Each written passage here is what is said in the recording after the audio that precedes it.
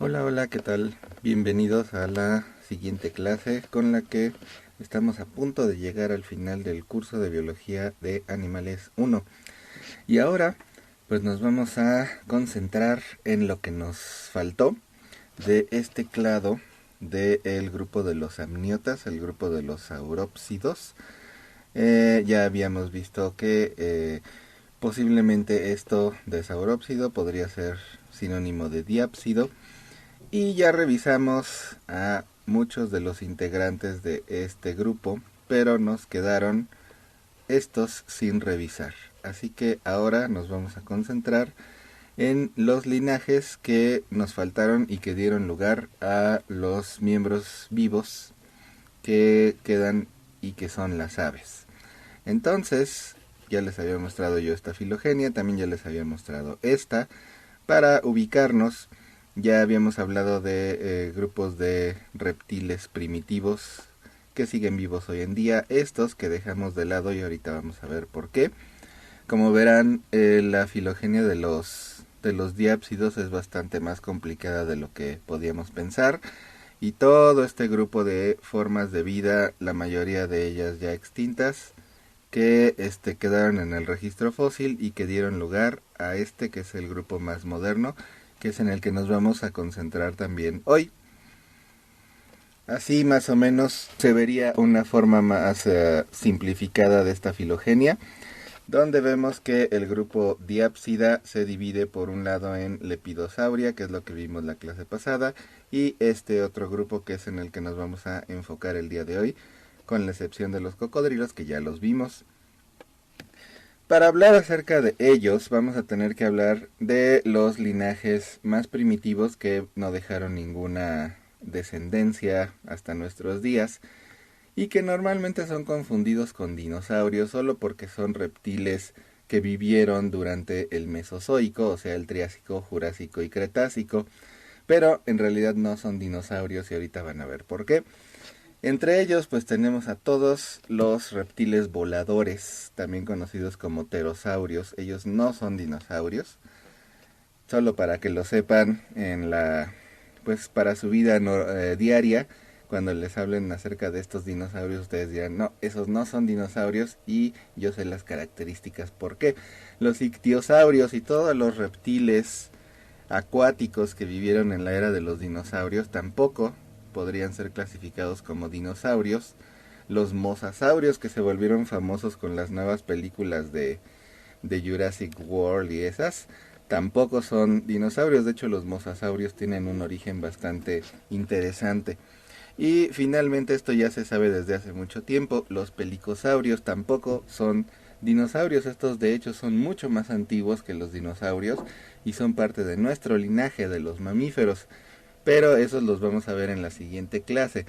Esto ya se sabe desde hace mucho tiempo y para que vean la implicación cultural que tienen los conocimientos paleontológicos, cuando yo era niño, estos reptiles con una aleta los podía uno encontrar en las bolsitas de dinosaurios de plástico que compraba uno cuando era niño, o que le compraban a uno cuando era niño y para jugar, y hoy en día ya no, porque el conocimiento paleontológico ya permeó hasta el mundo de los juguetes. Entonces hoy en día ya se sabe que estos no son dinosaurios, aunque todavía se sigue cometiendo el error con los demás. Entonces, como les decía, nos vamos a ubicar siempre en la filogenia tan compleja que les había presentado desde la clase pasada y vamos a ver los grupos, cómo nos ubicamos y cuáles son sus características. Primero que nada, decíamos que los reptiles marinos y los ictiosaurios no pertenecen al grupo de los dinosaurios. Son linajes que se desprenden de este grupo llamado Arcosauria, igual que los pterosaurios, o sea, los reptiles voladores, como ese que vemos ahí. Y más atrás del grupo Diapsida encontramos a los mosasaurios. Les decía yo que la historia de los mosasaurios es bastante más interesante. Ellos en realidad pertenecen al mismo grupo que las lagartijas, de hecho son lagartijas. Son escuamados del suborden Lacertilia de la familia Mosasauridae. Obviamente ya no hay representantes vivos, Pero lo curioso de ellos es que iniciaron en el agua dulce. Ellos eran lagartijas que se fueron haciendo acuáticas, pero en el agua dulce.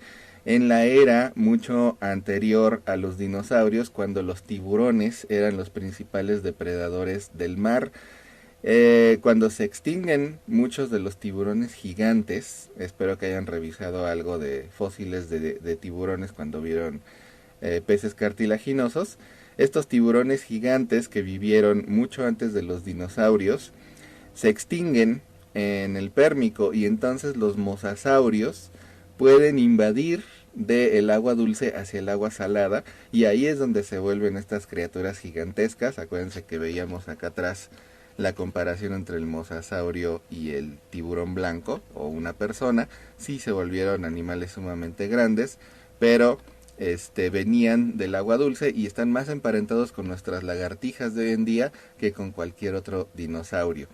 Entonces decíamos que estamos en la clase Sarcopterigi, subclase Rifidistia, infraclase Tetrápoda, hasta aquí llegamos la clase pasada, Parvoclase Sauria o Amniota, hasta aquí también llegamos la clase pasada, pero ahora nos vamos a la cohorte Arcosauria, que está definida por la presencia ya de dientes en cuencas permanentes. Esta ya es una innovación de los arcosaurios. Las fenestras anteroorbitales y mandibulares, acuérdense de los hoyos que veíamos en los ¿cómo se llaman? En los cráneos para que se anclen las mandíbulas. Pero la modificación más clara que los ayuda a definir son el cuarto trocánter femoral, que se trata de un sitio de anclaje de músculos en el fémur. Hagan de cuenta, una especie de cresta en el fémur, que permite que se anclen ahí músculos para darle más fuerza a las patas traseras. Y eso es muy importante porque ahorita van a ver que los dinosaurios, el clado dinosauria como tal, se define por la posición en la que pueden caminar y la posición en la que están ensambladas sus patas traseras. De ahí tenemos dos grupos, el grupo Crurotarsi, que nos va a dar origen a los cocodrilos, que son los representantes vivos que tenemos hasta ahora, y otro linaje totalmente diferente, que es el grupo Ornitodira, y ese nos va a dar origen a dos grupos, el grupo Pterosauromorpha, que son los reptiles voladores, y el grupo Dinosauromorpha, que son los verdaderos dinosaurios. Así que los pterodáctilos están muy cerca de los dinosaurios, pero formalmente no son dinosaurios, y ahorita van a ver por qué.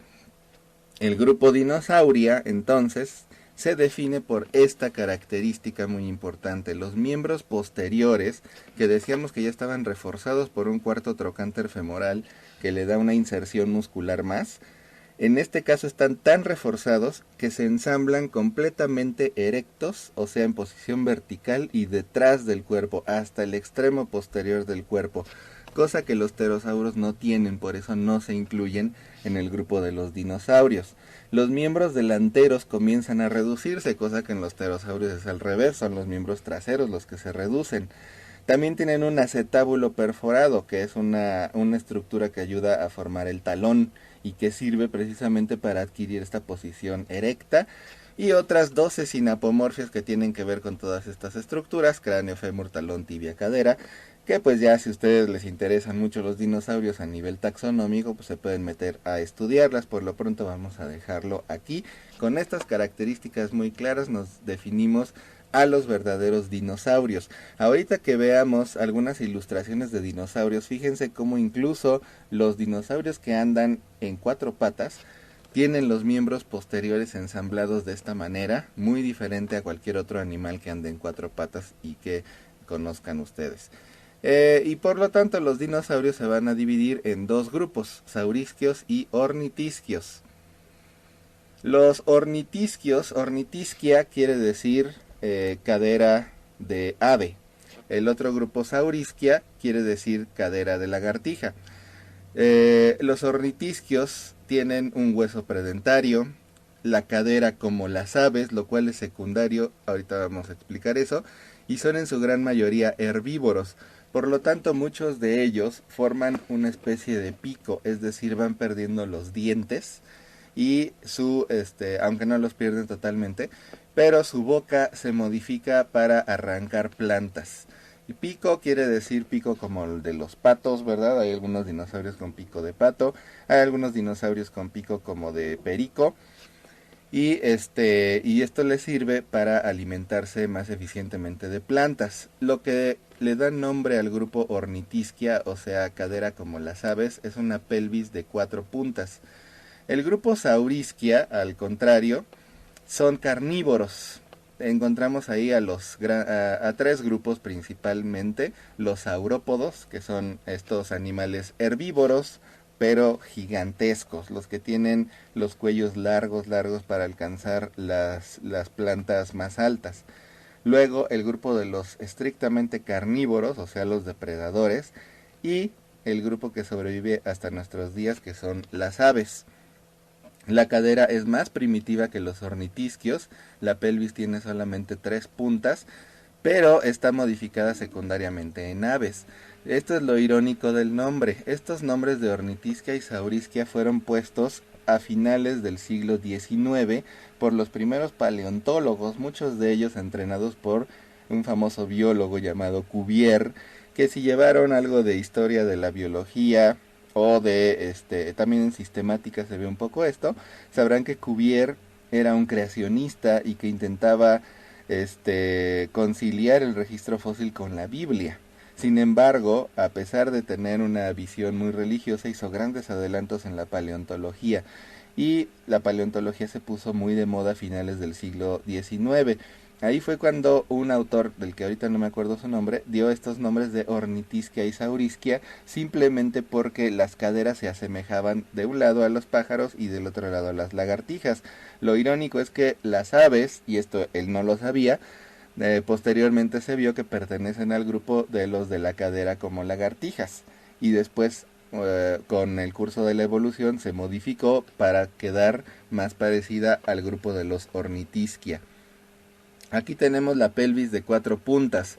Tenemos el ilium, el pubis y el isquion, que forman 1, 2, 3 y 4 puntas. Esta pelvis, si se dan cuenta, está más orientada de manera horizontal, mientras que la pelvis de 3 puntas, ilium, pubis e isquion, está orientada de manera más vertical. Esto porque estos animales van a evolucionar hacia irse orientando hacia adelante y andar en 4 patas. No todos, pero la mayoría de ellos. Y esto está hecho para que esto soporte el peso de la panza del animal. Imagínense que son más parecidos a las vacas, y imagínense el tamaño del estómago de las vacas, imagínense el tamaño del estómago de estos dinosaurios para poder alimentarse solo de hierbas. Cuando veamos a los mamíferos y hablemos más acerca de los herbívoros, verán que alimentarse de plantas es muy difícil y requiere muchas modificaciones del cuerpo.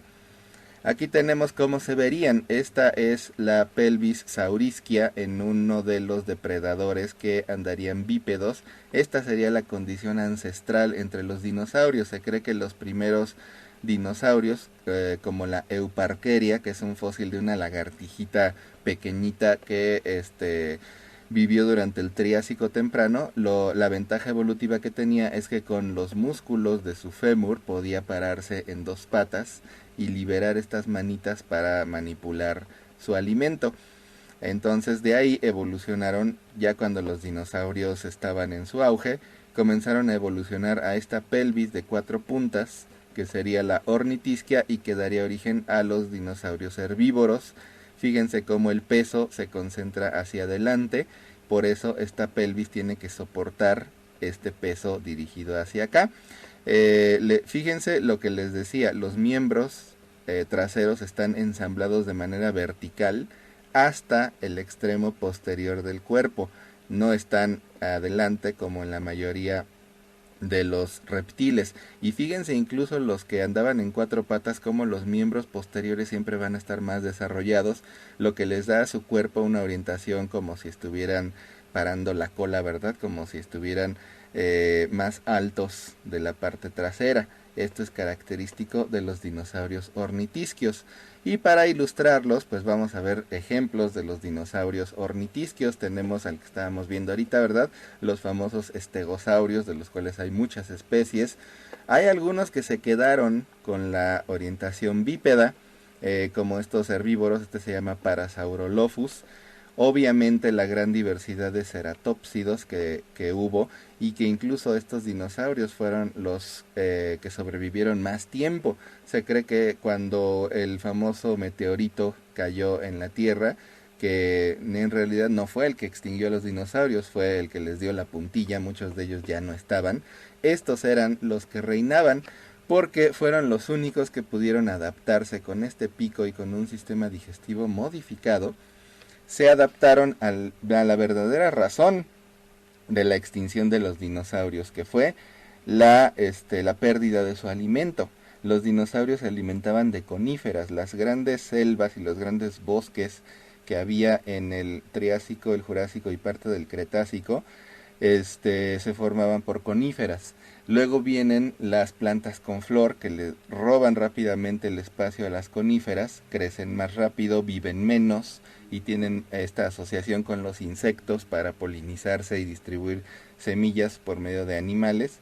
Entonces le ganan la batalla a las coníferas, y los grandes dinosaurios, los saurópodos, son los primeros en irse porque estaban muy modificados para la consistencia de los vegetales coníferos, que son menos duros que los vegetales angiospermos. Entonces muchos de estos ya se habían extinguido. Tenemos también al paquicefalosaurio, que es el que tiene este medio de defensa. Lo ilustran mucho en la segunda de Jurassic Park, que le dicen también el mundo perdido. Y como andaban en cuatro patas, muchos de ellos evolucionaron como presa, hubo muchos sistemas de defensa, como pueden ustedes ver estas escamas modificadas y estas escamas en la cola que formaban una masa bastante impresionante en los anquilosaurios. El caso del anquilosaurio se ilustra muy bonito en Paseando con Dinosaurios, en el último capítulo, una batalla entre uno de estos y un tiranosaurio. Fíjense la enorme diversidad de ceratópsidos que existieron ya en el periodo Cretácico, cuando los dinosaurios ya iban a quedar extintos. Tenemos no nada más al famosísimo Triceratops, que es el que la mayoría conocemos, tenemos al Torosaurio, y tenemos, bueno, pues un montón de especies que pueden ustedes ver en muchos documentales. Se cree que estos fueron los de los pocos que se pudieron adaptar al cambio en los vegetales y podían alimentarse bastante bien de las angiospermas. Sin embargo, pues al parecer la catástrofe provocada por el famoso meteorito fue lo que les dio la última estocada y provocó finalmente que todos los dinosaurios se extinguieran. Entonces, ahora del lado de los saurisquios tenemos a los dinosaurios gigantes, como el brachiosaurio. Fíjense cómo incluso a pesar de que sus miembros anteriores son más largos, porque pues tenían que estar en esta posición más erguida, sus miembros posteriores son más fuertes. Los músculos del fémur aquí están más desarrollados y están totalmente ensamblados como columnas, o sea, de manera vertical. Tenemos también a los diplodocus, que son estos que andaban en cuatro patas y que tenían estas colas de látigo muy largas. Y muchos depredadores. Tenemos al famosísimo Tiranosaurio Rex, que aquí nos están ejemplificando las dos tendencias que se dieron entre los saurisquios, porque este es el grupo con el que nos vamos a quedar ahorita. El grupo de los saurisquios tuvo dos tendencias. La del Tiranosaurio Rex, que es andar bípedo, pero que los miembros anteriores se comenzaran a reducir porque pues ya no los utilizaban mucho, ¿verdad? Utilizaban más la mandíbula y se valían de esto para cazar. Y el otro, el grupo de los raptores, que también andaban bípedos, pero que fíjense cómo sus miembros anteriores, a pesar de ser delgaditos, se alargaron. El nombre raptor en latín quiere decir ladrón. Entonces los raptores se especializaban más en robarse presas o huevos de otros dinosaurios y por eso evolucionaron de esta manera, y ese es el grupo hacia el que nos vamos a ir. Total que se acuerdan que en la clase pasada les comentaba que si quisiéramos hacer una clasificación que se apegara a la filogenia terminaríamos con esto, ¿verdad? Por eso por lo pronto vamos a seguir hablando de aves y de dinosaurios y de reptiles, siendo que el grupo de los reptiles, que es como lo vimos la clase pasada, que nada más vimos lagartijas, serpientes, etcétera, etcétera, pues sería totalmente parafilético, tendríamos que incluir aves, dinosaurios y todo esto, ¿verdad? Entonces fíjense cómo las aves vendrían a quedar en un clado sin clasificación, pero muy por abajo de orden. Sería tal vez un microinfraorden o una superfamilia de aves. Y entonces, pues, hasta que no surja una clasificación que nos convenza a todos, vamos a seguir hablando de las aves como si fueran una clase, a pesar de que, espero que les quede claro, no lo son. Nos dijimos entonces que nos ubicamos en el grupo de los arcosaurios, el clado dinosauria. De los dinosaurios nos vamos con los saurisquios y de los saurisquios nos vamos con los terópodos, que es el grupo que incluye a los grandes depredadores bípedos como los tiranosaurios y como los raptores. Del grupo terópoda entonces nos vamos a ir al grupo maniraptora. El grupo terópoda, que son bípedos, se especializaron en el uso de la mandíbula y redujeron sus miembros anteriores. En el grupo maniraptora, que es el otro y es en el que nos vamos a enfocar, los brazos se volvieron largos y delgados. Aquí tenemos una pequeña muestra de la diversidad que se ha encontrado en el registro fósil. Por ejemplo, tenemos al Microraptor, que es este chiquitito que incluso podría ser del tamaño como de una gallinita. El famoso Velociraptor, que fue el primero que nos presentaron con las películas de Jurassic Park, sería este. El Utahraptor es el más grande que tenemos aquí, por ejemplo, ¿sí? El Deinonychus está acá. Deinonychus quiere decir uñas gigantes, porque como fueron evolucionando sus miembros anteriores para robar, como aquí tenemos otro Deinonychus, pues se desarrollaron mucho sus uñas delanteras para robar y también para defenderse. Aquí tenemos este que está aquí, se parecería a el Microraptor. Y y bueno, pues lo más obvio que no les he dicho, las plumas. Se cree que las plumas evolucionaron como medio de defensa contra el frío. En este momento la Tierra ya se comenzaba a mover más parecido hacia lo que tenemos hoy en día. Por lo tanto, grandes masas de tierra se empezaron a desplazar hacia los polos y el clima en estos lugares comenzó a cambiar. En museos como por ejemplo el Británico de Londres hay muchos registros de estos animales que tenían cobertura de plumas para defenderse del clima que se volvió cada vez más frío. Se cree que las plumas pudieron haber surgido mucho antes, incluso algunos dicen que el tiranosaurio era un dinosaurio emplumado. Estas plumas obviamente no son como las plumas que vemos hoy en día en las aves, que ya están muy evolucionadas para el vuelo. Estas plumas se parecen más al plumón, que es el vello característico de los pollitos, y que son plumas sencillas hechas de un solo pelito, esponjosas y que no permiten el vuelo. También las plumas para el vuelo se cree que evolucionaron mucho antes que las aves. Entonces por eso les decía yo que las aves, los reptiles, los anfibios y los mamíferos tenemos cosas que nos distinguen fácilmente a simple vista, pero muchas de ellas no son apomorfias, sino que son plesiomorfias que compartimos con otros fósiles y por lo tanto pues la definición de los clados no se puede basar en eso. Pero bueno, seguimos entonces con los maniraptores. Tenemos dromeosaurios y paraaves, que son los dos grandes grupos que se formaron. Aquí tenemos a los dromeosaurios, ¿verdad? Todos estos raptores y que se extinguieron por ahí del Cretácico. Y así nos vamos hacia el grupo de las paraaves. Bueno, lo último que se me olvidaba señalar, las patas traseras, que no nada más servían para correr, sino para defenderse. Por eso tienen esta uña gigante, que curiosamente y por convergencia evolutiva todavía vamos a ver en muchas aves, tanto en las más primitivas como los avestruces, que se defienden, avestruces y todos los grupos relacionados se defienden principalmente con las patas y tienen uñas muy fuertes para eso, y hasta lo vemos en aves más recientes como los gallos, que tienen siempre su defensa por medio de las uñas de las patas. Nos vamos ahora al grupo paraaves y empezamos con una especie fósil que cambió mucho el concepto de las aves, el Archaeopteryx litográfica, que vivió en el Jurásico tardío, y este fue uno de los primeros fósiles que estableció fuertemente la relación entre los dinosaurios y las aves. Obviamente las características están ahí, las plumas que ya ahora sí están modificadas, no para el vuelo, pero se parecen mucho a las plumas que utilizan hoy en día para volar las aves. Se cree que estas plumas más bien eran para dar saltos desde los árboles y que amortiguaran la caída. El Archaeopteryx litográfica, aquí vemos varias reconstrucciones, algunas muy bonitas, aquí vemos los fósiles. Pues se tuvo la suerte de encontrar fósiles muy conservados con todas las características anatómicas bastante claras. ¿Qué tiene como las aves? Pues se darán cuenta la modificación de los brazos, ¿verdad? Como los dedos, aquí todavía existen, pero se van perdiendo para formar las alas. Tenemos el pico, que sin embargo este pico todavía tiene dientes. Ninguna de las aves de hoy en día conserva dientes. Está la cola.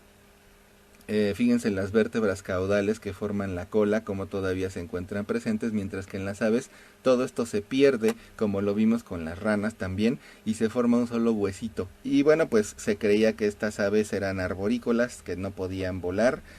Muchos en este tiempo, este Archaeopteryx fue descubierto también en el boom de la paleontología a finales del siglo XIX, y se creía que era el paso, el eslabón perdido, como lo veían los evolucionistas, entre los reptiles y las aves. Pero de ahora se sabe que Archaeopteryx litográfica en realidad es un clado que no dejó descendientes hasta nuestros días, y que las aves son más bien parte del grupo hermano de Archaeopteryx. Antes de pasar ya con los últimos sobrevivientes de todos estos animales que son las aves, quería recomendarles en mi canal de YouTube, al que les puse yo el vínculo a principios del curso, pueden ver este documental llamado Palabra de Dinosaurio. Este lo subí yo porque a pesar de que sí encontré el original en la red, que es el video, está en francés. Y yo lo vi hace muchos años en español en el canal 11. Así que el audio que yo tenía en un VHS de este documental se lo pegué al documental en francés para que se vea más bonito. Y me cambió la perspectiva totalmente. Es un documental ya muy viejo, es de los 90s, y sin embargo explica perfectamente cómo los dinosaurios se extinguieron por las plantas y no tanto por el meteorito famoso ese que cayó en las costas de Yucatán. Se llama Palabra de Dinosaurio y se los recomiendo bastante. Entonces, finalmente vamos a entrar al grupo de los únicos descendientes de los dinosaurios, del clado Dinosauria, que siguen vivos hasta la actualidad, las aves, que tienen muchísimas modificaciones que fueron evolucionando a lo largo de todos estos clados, pero que muchas de ellas las podemos rastrear hasta los dinosaurios. Sin embargo, comparada con la diversidad actual, las aves son muy fáciles de distinguir, y ahorita vamos a ver por qué. El clado de las paraves se originó en el Jurásico tardío, hace más o menos 144 millones de años.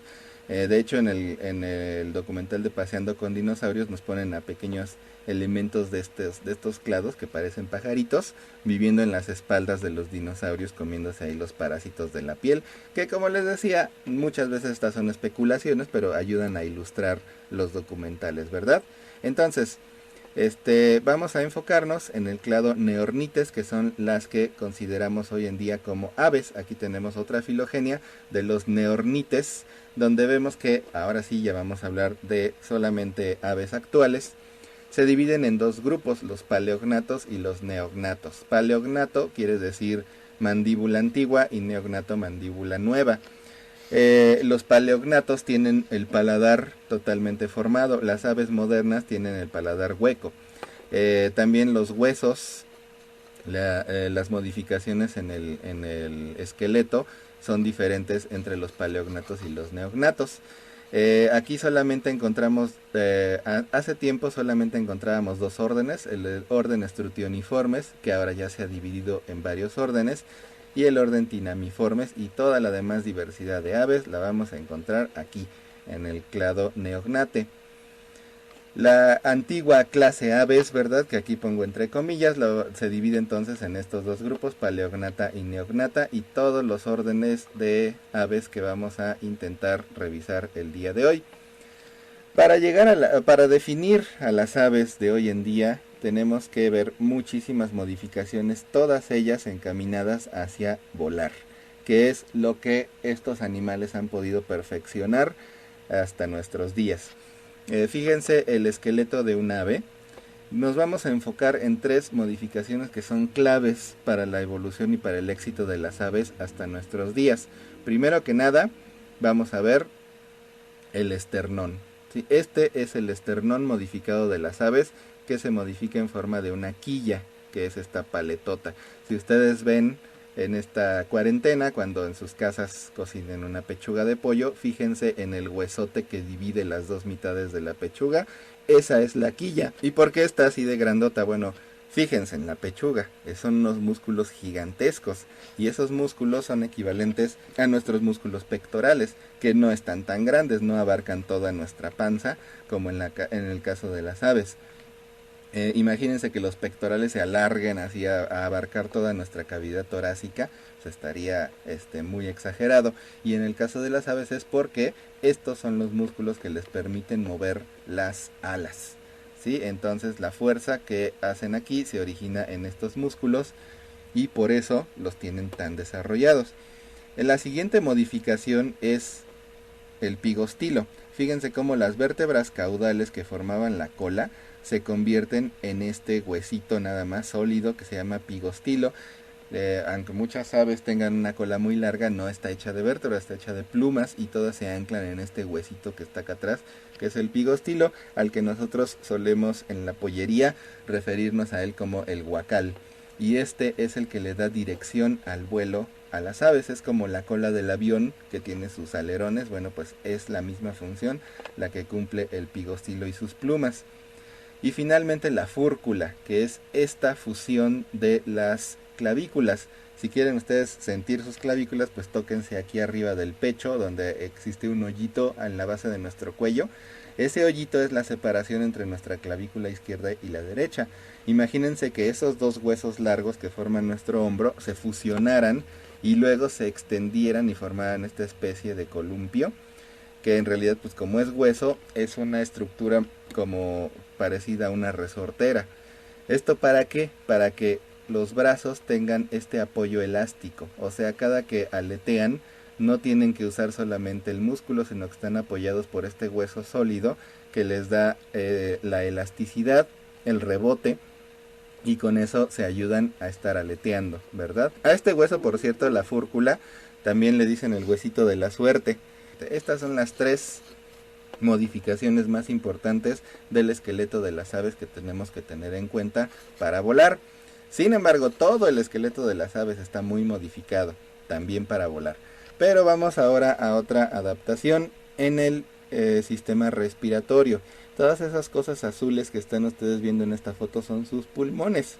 Sin embargo, el pulmón, que es este que está aquí, estas bolsas que vienen de adentro de los alvéolos de los pulmones, son los sacos aéreos.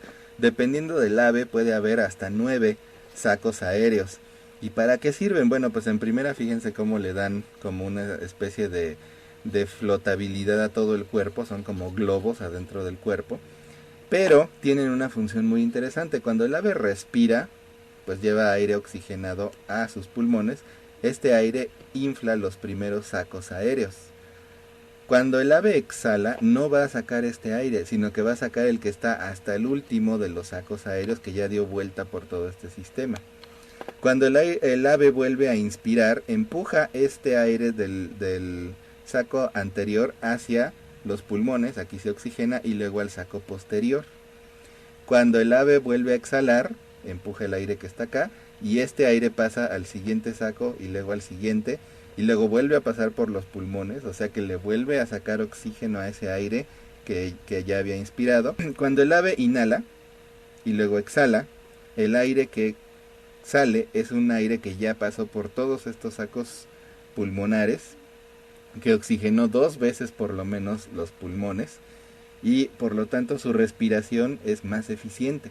¿sí? No está inhalando y exhalando el mismo aire, sino que está reciclando ese aire para que pase por todos estos sacos que no nada más le dan ligereza y flotabilidad al ave, sino que permite reciclar el aire y volverlo a pasar por los pulmones para seguirle sacando todo el oxígeno posible.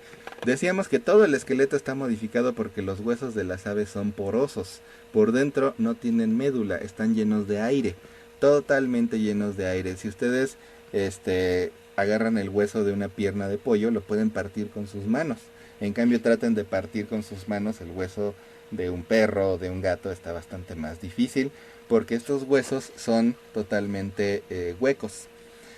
Hagan de cuenta que sería como si vieran ustedes el hueso de una persona con extrema osteoporosis, lo que hace que sus huesos sean muy frágiles y las fracturas en las aves son prácticamente fatales, pero también son muy elásticos y, lo más importante, muy ligeros. Todo esto está enfocado para perfeccionar el vuelo. Así que a estas cosas se les llaman trabéculas, que son las que mantienen la estabilidad en los huesos. Y finalmente la más obvia de las modificaciones, ¿verdad? La pérdida de las manos, o más bien su reducción, para formar el ala. Aquí vemos, pues los demás huesos están prácticamente iguales, pero la mano se pierde y así se forman los huesos del ala. Pero además de los huesos del ala, la evolución de las plumas. Estas plumas rígidas y totalmente aerodinámicas evolucionaron desde mucho antes, pero ahora le sirven a las aves para el vuelo. No soy experto en aves, no les voy a dar un curso de aves, así que si quieren aprender la terminología de que aquí vemos algunos nombres para las plumas de las aves, pues lo dejamos o déjenlo para un curso de aves, ¿verdad? Ahorita no nos vamos a enfocar en eso, no tiene chiste que se aprendan más nombres para el examen. Las únicas plumas que yo conozco y que se me hacen las más interesantes son las plumas chiquitas que tienen en la barbita, o sea, en la cara, las aves, que se llaman vibrisas. Y eso es muy interesante porque son como detectores del aire. En los aviones hay detectores, hay tubos, detectores, se llaman tubos de Pinot, me parece, que le indican al avión a qué velocidad va por la circulación del aire. Son vitales esos tubos. Y precisamente esa función la cumplen las vibrisas de las aves, aunque también pueden detectar algunos otros estímulos, ¿verdad? La otra evolución que también podemos rastrear hasta los dinosaurios, el pico, la modificación de los huesos nasales y mandibulares para formar el pico. Obviamente se pierden los dientes y las aves han perfeccionado el uso del pico. Fíjense toda la diversidad de picos que hay y cada uno nos puede informar de la manera de alimentarse de las aves. Por ejemplo, el pico del cuervo pues es un pico generalista, o sea que los cuervos son totalmente omnívoros, pero este pico se parece mucho a las pinzas entomológicas que pues que usamos los que nos dedicamos a los bichos, y pues ahí nos podemos dar una idea de que este es un atrapamoscas, o sea, un especialista en atrapar insectos. Este es muy interesante, fíjense el de los animales que pescan metiendo su pico en vuelo, en pleno vuelo meten su pico al agua, abren el pico y esta parte más larga la llevan debajo del agua rastreando, y cuando se encuentran algo, un pez o lo que sea, lo cierran inmediatamente y con la parte de arriba lo atrapan para que no se les vaya. Este es el de las aves de la playa que ustedes ven de repente metiendo su pico en el lodo buscando gusanitos o cangrejos o lo que sea que se entierre en la arena de la playa. Este pico más gordo pues es para semillas. Este está muy interesante, fíjense lo cruzado que está. Con esto abren la pinza, abren la piña y con su lengua sacan la semilla que se encuentra ahí en los conos de las coníferas. El de los flamingos es muy espectacular, esta parte de abajo es más gorda y es como si fuera una coladera. Tenemos el de los colibríes que es totalmente para el néctar, por eso es muy finito para alcanzar hasta dentro de las flores. Este grandote del tucán al parecer está muy especializado en frutos grandes, pero también se ha visto que los tucanes pueden ser omnívoros. Los de las aves de presa, que son gordos y oscuros porque están muy reforzados para sacar carne. El de los pelícanos, que pueden almacenar aquí los peces que van capturando a lo largo de todo su vuelo y luego pues ya se los pueden comer. Y el del pájaro carpintero, que se dan cuenta parece un cincel y que sirve para, a base de trancazos, hacer hoyos en la madera de los árboles buscando gusanos que viven en la madera de los árboles. Más modificaciones, también la anatomía interna de las aves está muy modificada. La primera modificación que vamos a ver es el buche, ¿sí? Que es el esófago modificado en esta especie de bolsa. El buche es muy importante porque aquí es donde almacenan la comida para sus crías. Pero vamos a ver ahorita una modificación muy importante donde esta parte del esófago se vuelve glandular y puede increíblemente producir leche, igual que los mamíferos. Ahorita van a ver cómo. Luego tenemos la molleja. Si nos vamos hacia el estómago está dividido en una cámara muscular, que esta es la que va a moler el alimento. Decíamos que las aves ya no tienen dientes, por lo tanto no mastican, se tragan toda su comida completa y pues no va a poder digerirse completa. Es en la molleja donde las aves pueden triturar su alimento. Para esto tragan piedras, a lo que se le conoce como gastrolitos, y que van a servir para que con los músculos del estómago puedan moler el alimento aquí en la molleja. Y el huevo, ¿sí? Ya habíamos visto el huevo amniota, que tiene sus 4 membranas, el amnios, el alantoides, el corion y el saco vitelino. Eso está muy bien, pero algo que no les había dicho en el caso de los reptiles: a pesar de que el huevo ya está perfectamente diseñado para vivir fuera del agua, en el caso de los reptiles el huevo, una vez puesto, no se puede mover, porque una vez puesto comienza el desarrollo del embrión, y si ustedes mueven un huevo de tortuga o de serpiente, el embrión se desprende y se muere. En el caso de las aves hay una gran modificación llamada chalaza. ¿Sí? La chalaza es esta estructura que, si se dan cuenta, fija al embrión perfectamente en la membrana más externa, ¿sí? Y impide que se mueva. Así que los huevos de las aves, a diferencia de los reptiles, ya los pueden mover y no pasa absolutamente nada. De hecho, las mamás suelen mover sus huevecillos para sacarlos al sol, para volverlos a meter, porque aquí los cuidados maternales y parentales en general están sumamente desarrollados, mientras que en el caso de los reptiles pues nada más ponen el huevecillo y se van. Entonces vemos toda una adaptación diferente. Además, obviamente, la cáscara siempre va a estar hecha de una matriz proteínica y una inclusión de minerales inorgánicos, como sería el carbonato de calcio. Pero en el caso de los reptiles hay más proteína que mineral, por eso tienen una consistencia como de plástico. Mientras que en las aves hay más carbonato de calcio que proteína, por eso tienen esa consistencia dura. Entonces, bueno, pues así es como se modificó el huevecillo de las aves. Por cierto, la parte blanca, cuando ustedes partan un huevo en su desayuno, la parte blanca es la albúmina, que es el contacto directo con el medio ambiente y que le da nutrición e intercambio gaseoso a la parte interior, que son las otras membranas, las membranas que vimos.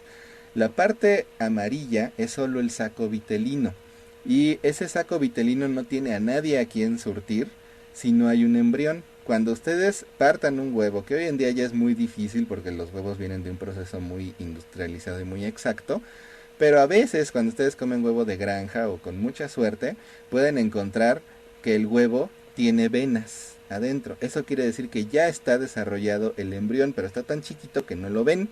Pero cuando vean venas en la yema de esos huevos, quiere decir que ya hay un embrión y que se están comiendo un huevo fértil. Normalmente ya no pasa y nos comemos puros huevos infértiles.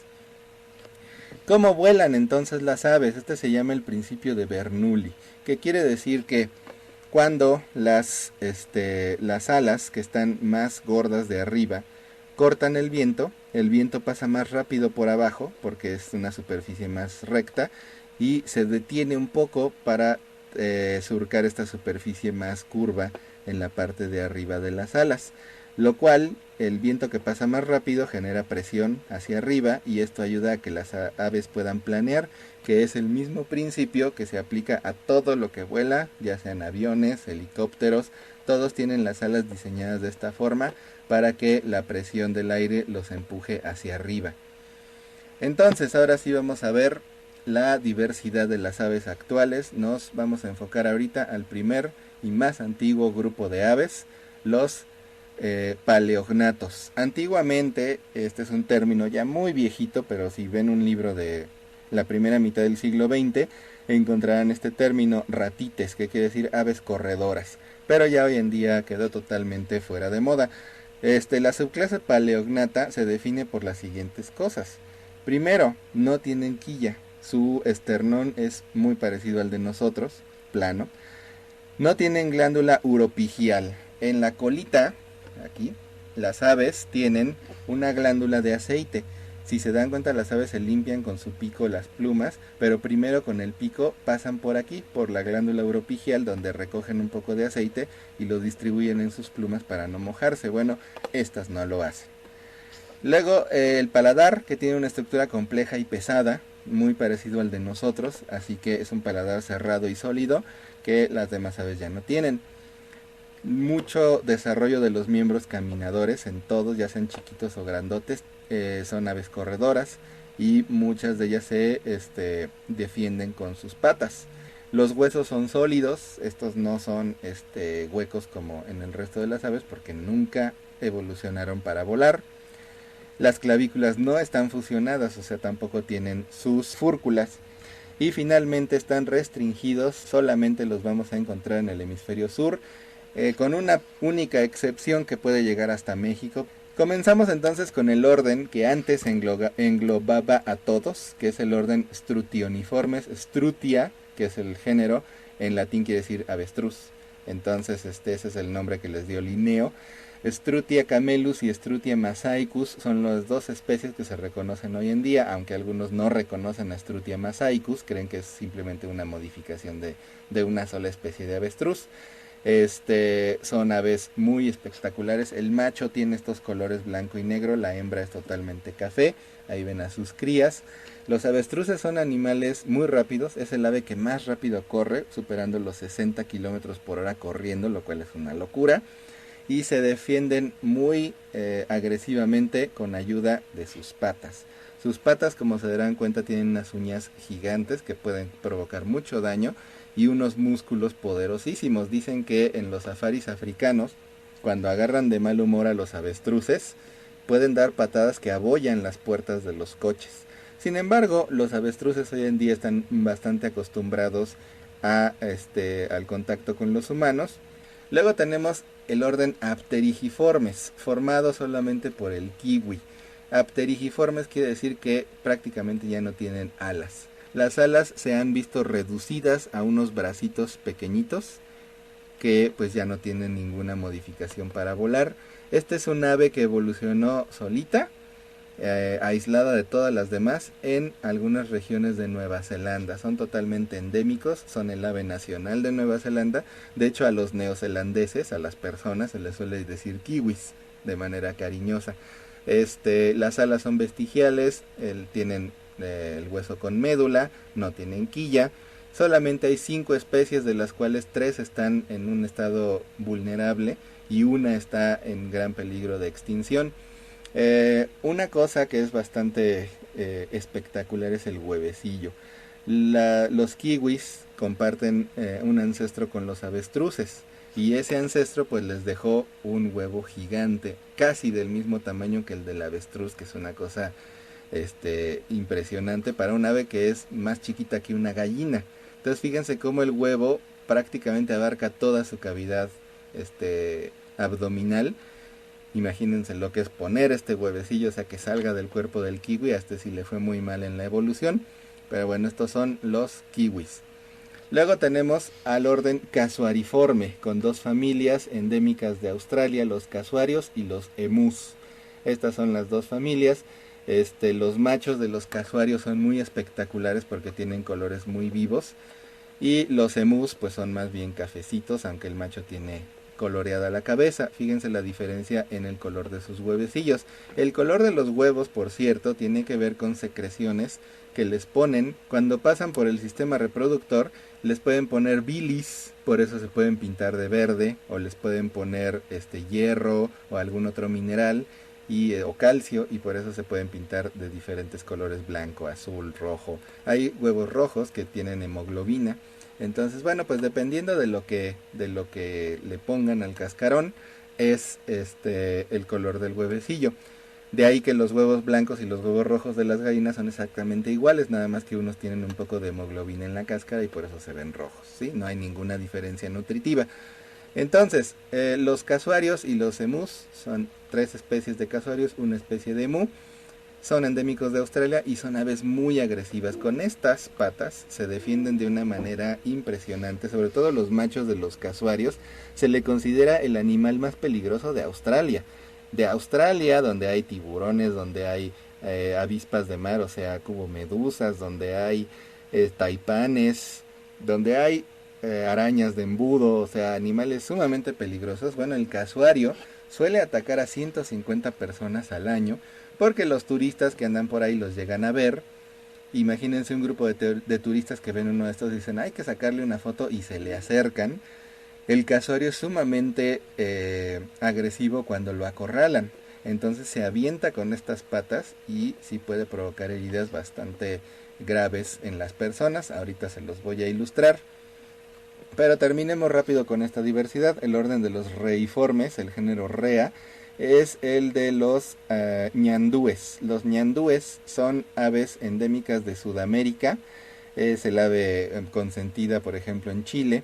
Solo se conocen 3 especies, aunque algunos no reconocen a la tercera especie, Rea tarapacensis, y tienen esta característica, orinan por separado. La mayoría de las aves solamente excretan una porción de guano, en donde ahí va incluida la orina.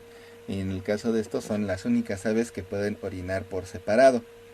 Entonces les decía yo que el casuario no es para nada un animal amistoso. Y pues ya nada más para que digan, ay, qué bonito. Aquí está el ave nacional de Nueva Zelanda, es el kiwi. Y nos van a ilustrar, ahí está el huevecillo, ¿sí? Para que vean que le fue muy mal en la repartición de huevecillos al kiwi. Por si no se lo habían imaginado, pues ahí está el momento que debe ser sumamente traumático para la hembra del kiwi, donde tiene que poner el huevecillo. Solamente tienen uno, afortunadamente. Y pues fíjense la comparación con un huevo de gallina. Les decía que se parece más al huevo del avestruz. Es desproporcionado totalmente. Entonces una vez que ya logra poner el huevecillo, pues ya puede darse a la tarea de cuidar. En las aves lo que más está desarrollado son los cuidados tanto por la madre como por el padre. Y y bueno, pues entonces ya se puede dedicar a cuidarlo. Los kiwis se alimentan buscando en el suelo insectos. Tenemos a los tinamiformes. Este es el único grupo de los paleognatos que puede llegar a México. Los conocen como playeritos. Son aves totalmente incapaces de volar. Sin embargo, tienen quilla, tienen un corazón muy pequeño y la característica que los distingue es que si ustedes quitan las plumas, la piel tiene un tono verde. No sé muy bien por qué, pero pues eso los ayuda a diferenciarse. Hay más o menos 47 especies que llegan desde nuestro país hasta el extremo sur del continente. Luego vamos a pasar con la diversidad más grande de aves, la subclase Neognate, que es la que agrupa a las aves con paladar modificado y con todas estas modificaciones para hacerlas cada vez más ligeras y que puedan dominar el vuelo.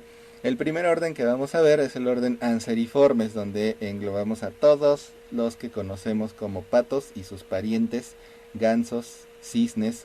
Son aves muy fáciles de distinguir por las patas palmeadas, por el pico, y además el pico más o menos aplanado, y además por los hábitos. Son aves que dominan los 3 hábitos: corren, nadan y vuelan. Y para los 3 lo hacen bastante bien, aunque tal vez correr se vean un poco torpes porque se bambolean de lado a lado, pero pueden alcanzar velocidades muy buenas. Pregúntenle a quien se acerque a un estanque con gansos o con patos y los persigan.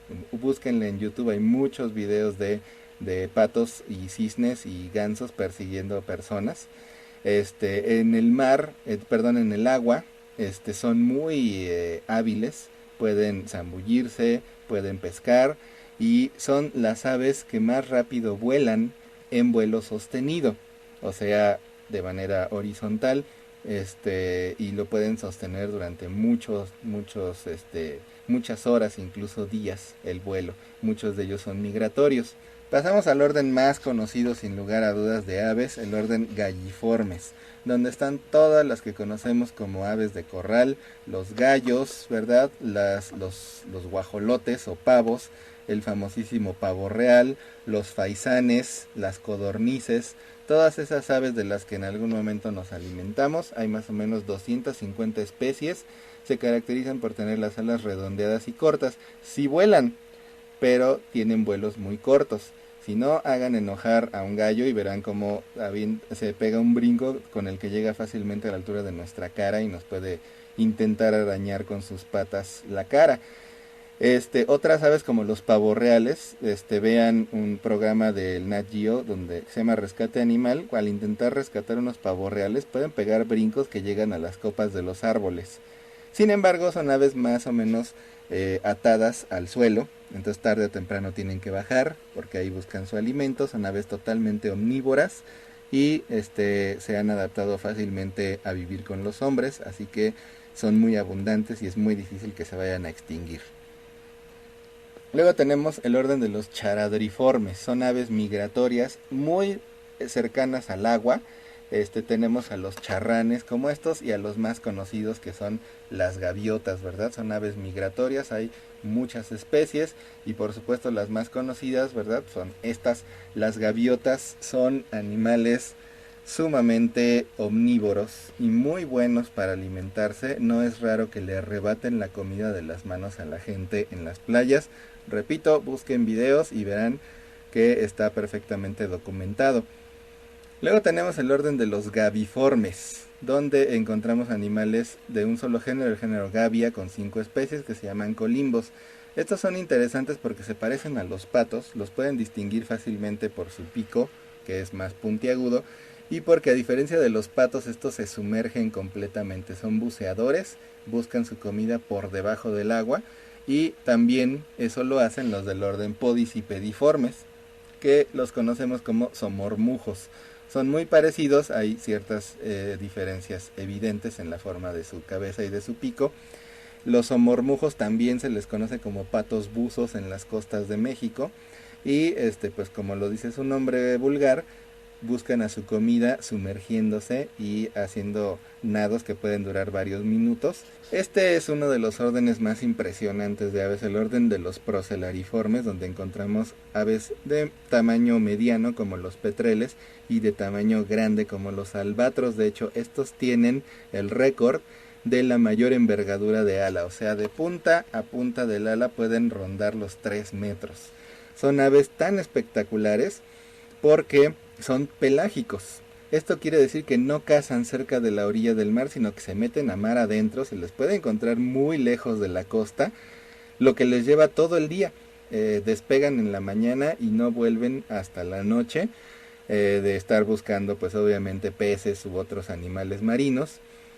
Tienen unas narinas tubulares muy modificadas para estar respirando a una velocidad impresionante y poder tener energía para estar volando todo el día, y se encuentran seriamente amenazadas de extinción. Hay más o menos 108 especies estrictamente marinas. Y para que vean por qué son tan especiales los albatros, vamos a ver cómo le hacen para despegar, porque estas alas gigantes no les permiten, así logran remontar el vuelo los albatros. Y aquí vamos a ver un ave que también tiene una envergadura de alas considerable y un peso considerable, que es un cisne. Vean cómo el aterrizar para estas aves tan grandes tampoco es tarea sencilla. Bueno, pasamos al orden de los esfeniciformes, los pingüinos. Hay entre 17 y 20, dependiendo de los autores, especies de pingüinos, todas en el hemisferio sur. Algunas cruzan la línea del Ecuador en las Galápagos, pero las Galápagos se siguen considerando parte del Océano Pacífico Sur, así que vamos a quedarnos con que son endémicas del hemisferio sur, asociadas a las aguas frías. Obviamente ahí vemos una pequeña muestra de la diversidad de pingüinos, pero obviamente lo que los hace tan especiales son sus adaptaciones.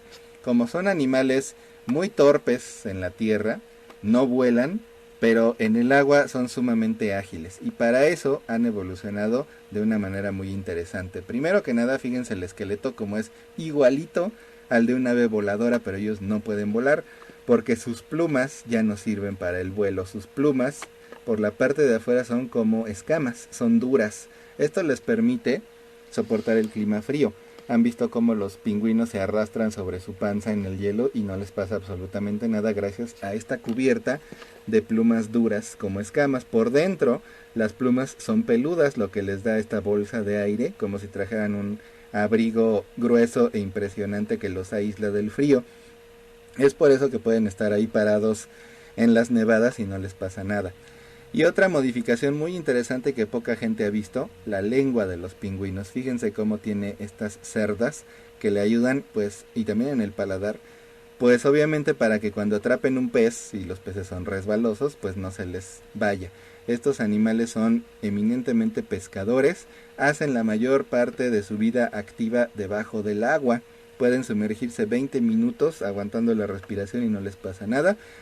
Pasamos al orden Pelecaniforme. Seguramente ustedes ya ubican a muchos de ellos. Los más famosos pues son los pelícanos, ¿verdad? Si ustedes recorren las costas de Veracruz encontrarán a muchos de estos otros pelecaniformes.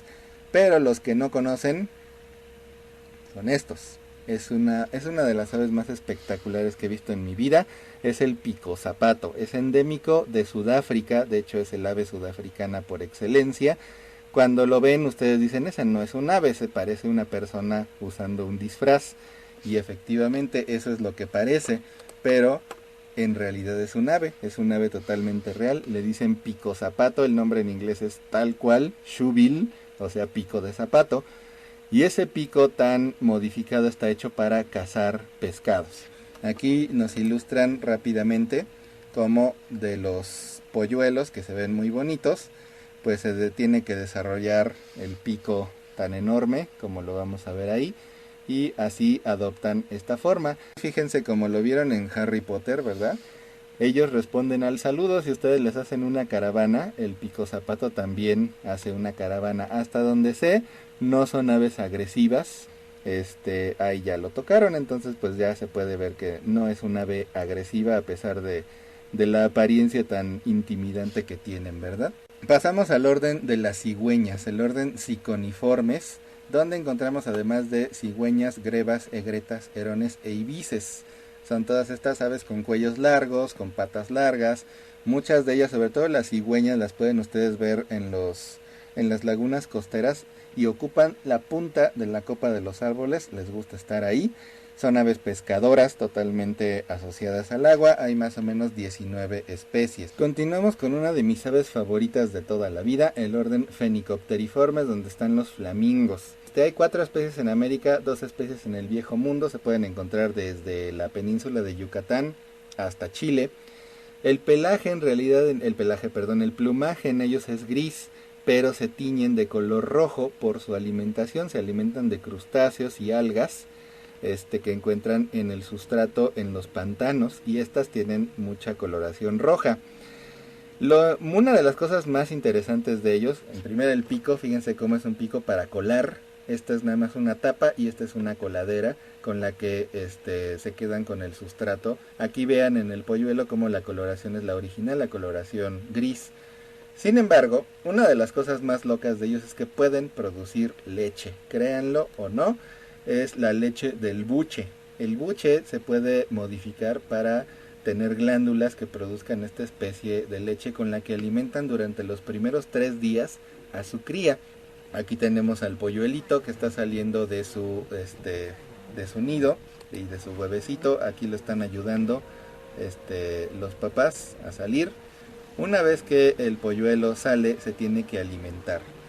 Como la alimentación del flamingo es tan roja, pues de qué color será la leche, ¿verdad? Pues la leche también es roja, por eso quienes los observaron por primera vez pensaron que el flamingo sangraba para alimentar de sangre a su hijito.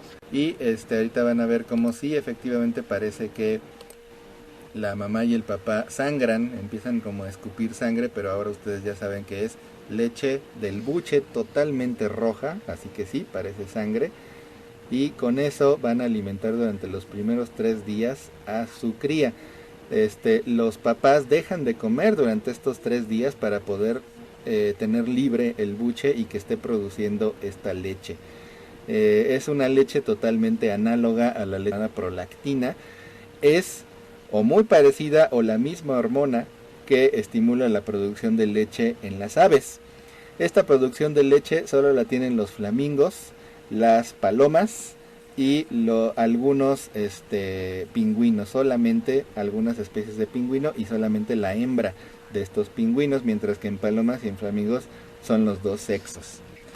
Ahí la primera cosa espectacular de los flamingos. La segunda, pues tiene que ser el modo de alimentarse. Ahí lo ven, van arrastrando su pico por el sustrato y luego cuando se enderezan, la parte de abajo del pico actúa como una coladera y con eso se quedan pues con las algas, con los crustáceos, con lo que sea que puedan encontrar ahí en las aguas muy ricas en materia orgánica de los pantanos y lagos. Algunos de ellos viven en lagos en Sudamérica a mucha altura, como estos que vamos a ver aquí. Y aquí va la última cosa loca que les voy a ilustrar de los flamingos. La danza de apareamiento, que es una cosa verdaderamente divertida de observar.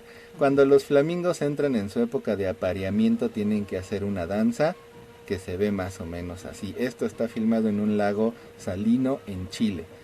Y ahí van todos los flamingos bailando. Todos se forman en un grupo y comienzan a bailar esta danza.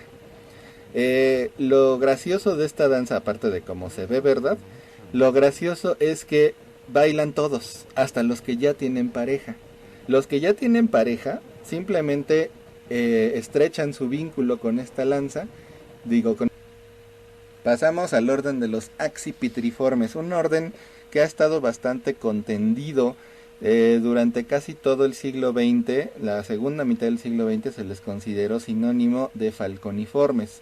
Así que todas estas aves de presa, como los buitres, los cóndores, los secretarios y otras que también se les conoce como halcones, aunque no son tal cual halcones.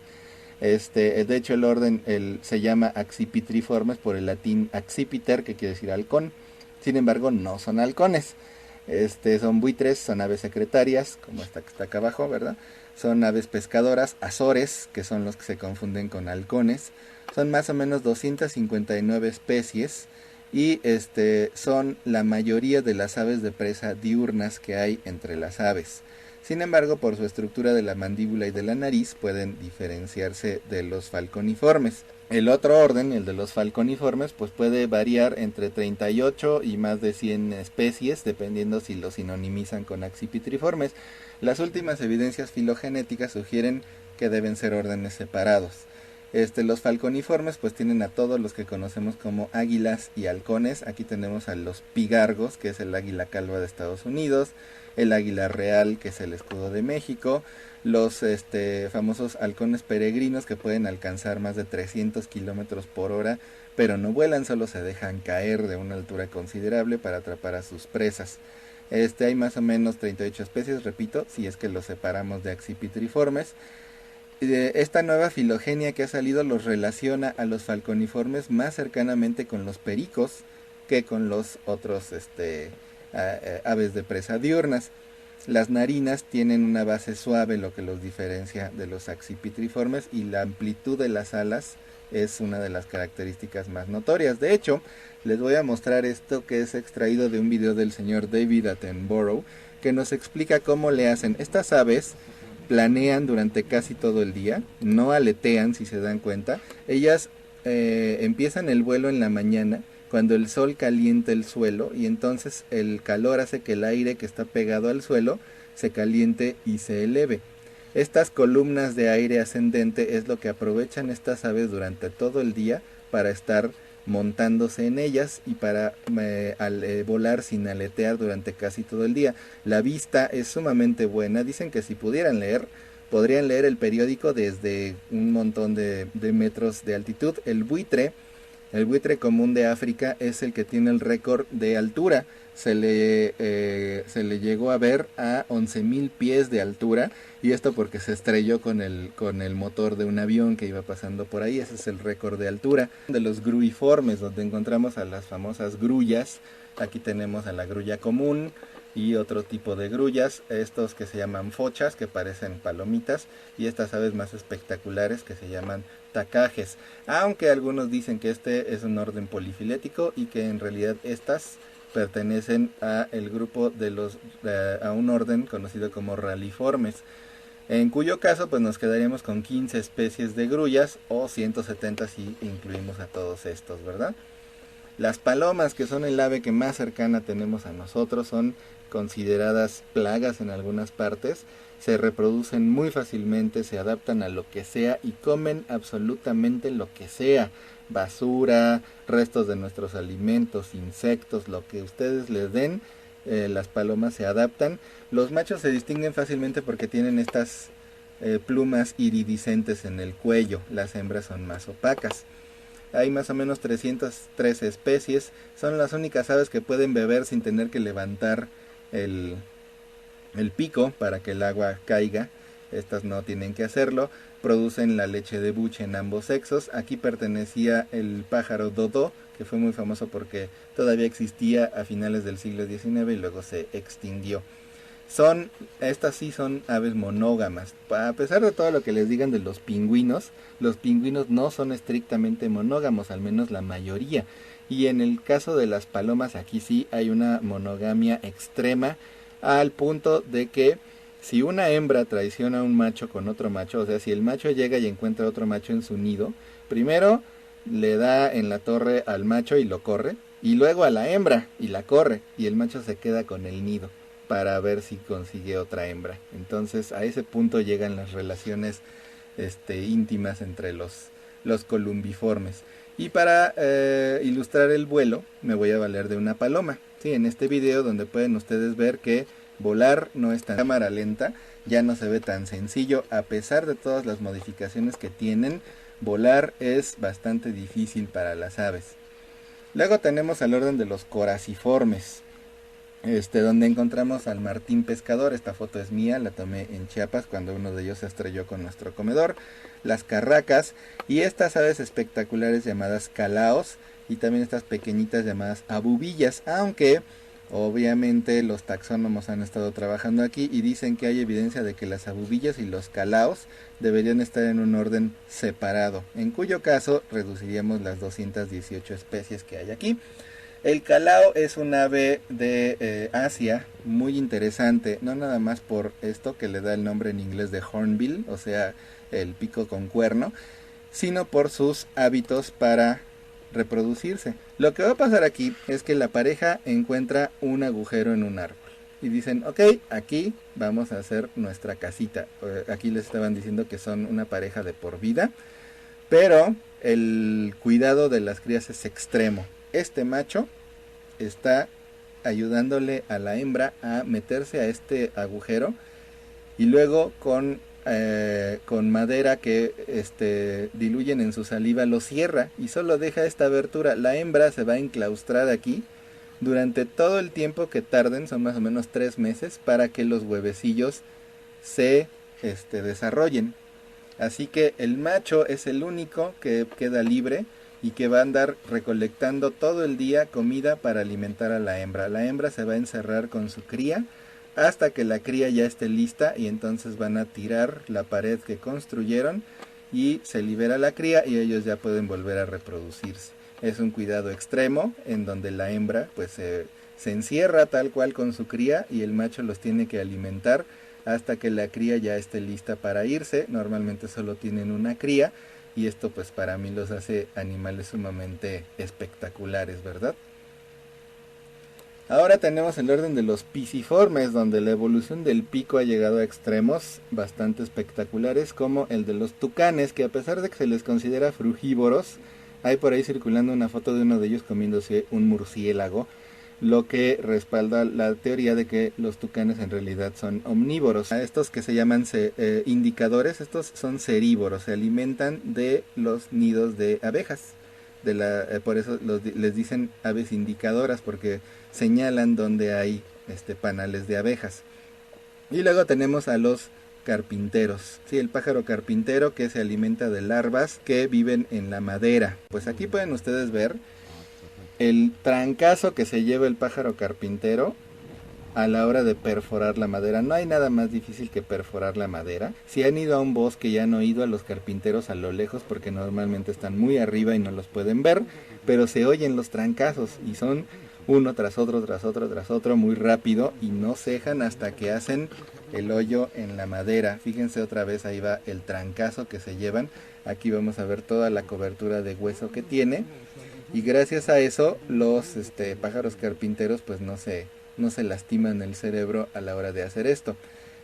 Aquí yo les pongo ilustraciones, bueno, son imágenes de microscopio electrónico del hueso que forma esta cobertura en el pájaro carpintero y que amortigua el golpe. El orden de los caprimulgiformes, son conocidos como chotacabras o podargos. Son pequeñas avecitas muy especializadas en camuflarse con la madera. Muchos de ellos incluso les toman fotos y cuando ven la foto ya no se acuerdan dónde estaba el ave. Son muy buenos para mimetizarse con los troncos. Pero lo más interesante de estas 121 especies es que tienen hábitos nocturnos. Son aves cazadoras de insectos nocturnos y también se pueden alimentar de pequeños ratoncitos, lo cual los emparenta, además de la estructura de sus plumas de la cara y de sus enormes ojos, con las lechuzas y búhos. Así que se considera el grupo hermano de los estrigiformes, que estos sí son mis aves favoritas. Tienen unas modificaciones tan interesantes que los hacen pues animales sumamente espectaculares. Dejen ustedes de lo que ya todos conocemos, ¿no? Los ojotes, que hacen que ya no puedan girar en sus cuencas y que tengan que voltear toda la cabeza, lo cual lo hacen gracias a que tienen más vértebras en el cuello que nosotros, así que pueden voltear toda su cabeza, haciendo que su cuello tome forma como de signo de interrogación.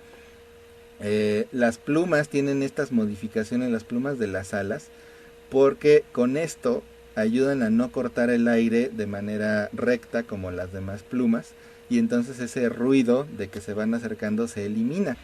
Pasamos con otro orden muy importante de aves y muy espectacular por sus modificaciones. Son impresionantemente diversos y abundantes. El orden se llama apodiformes porque sus patas son tan chiquitas que parece que ya no tienen. Ellos hacen todo volando. Tienen el récord de aleteos por minuto, tienen más de 300 aleteos por minuto, lo cual los hace sonar a veces como si fueran abejas. Aquellos que decían que se iban a acabar las plantas y se extinguen las abejas, pues ya vieron ustedes que hay muchos insectos que polinizan las plantas. No es que no quiera yo a las abejas, pero eso es totalmente falso. Y los colibríes también ayudan a polinizar. Incluso hay algunas flores que se adaptan a que solo las puedan alcanzar ciertas especies de colibríes, y aquí va el ejemplo extremo, lo que les decía, ¿verdad? El orden de los citasiformes, son animales totalmente tropicales, granívoros y frugívoros, son los pájaros más longevos que hay.